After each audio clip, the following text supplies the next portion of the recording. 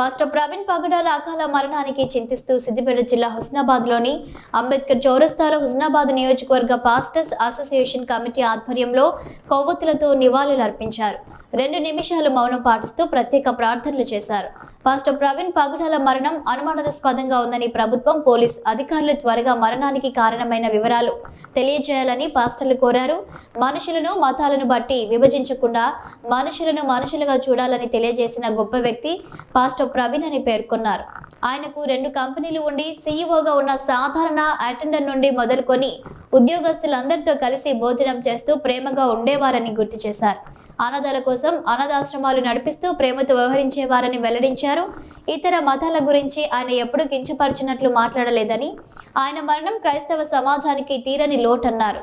Pastor Praveen మరణంపై ఉన్న అనుమానాలను నివృత్తి చేసి ప్రభుత్వం క్రైస్తవ సమాజానికి న్యాయం చేయాలని కోరారు. ఈ కార్యక్రమంలో హుస్నాబాద్ నియోజకవర్గ పాస్టర్ అసోసియేషన్ కమిటీ అధ్యక్షులు పాస్టర్ బి ఇసాకు, కార్యదర్శి brother Solomon Raju, vice president pastor S Vijay Kumar, Husnabad మండలం పాస్టర్ల అధ్యక్షుడు పాస్టర్ ఏ ప్రకాష్ రెడ్డి మరియు pastor Naveen, pastor Shyamil Reddy, pastor Andhraiah, pastor Israel, pastor Johnson, పలువురు క్రైస్తవులు పాల్గొన్నారు. ఏ ఒక్క ప్రలోభాలకు లోను కావద్దు.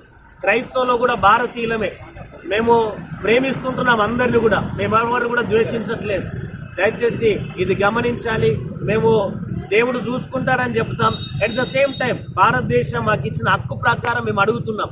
భారతదేశంలో మేము కూడా ఒక మెంబర్స్ కనుక మమ్మల్ని కూడా పట్టించుకోండి, మేము కూడా ఉన్నామని గుర్తించండి. క్రైస్తవులు ఎప్పుడు ఎక్కడ ఎవరికి మీద దాడులు చేసిన దాఖలు లేవు.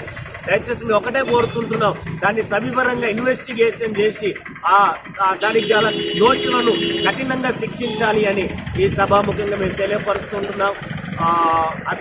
అతని కుటుంబానికి, అతని సంఘానికి, అతని వెళ్ళిన బైబిల్ కాలేజ్ విద్యార్థులందరూ కూడా హుస్నాబాద్ నియోజకవర్గ పాస్టర్ల తరపున, క్రైస్తవుల తరపున ప్రగడ సానుభూతి తెలియపరుస్తూ, కుమార్ గారు ఎక్కడికి వెళ్ళినా కూడా ప్రతి వారిని కూడా ప్రేమించేవాడు.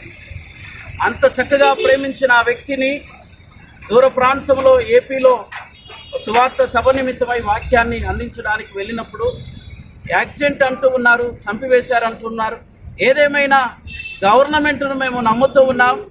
మాకు త్వరలోనే నిజమేంటి అని తెలియపరచవలసిందిగా మనవి చేస్తూ ఉన్నాం.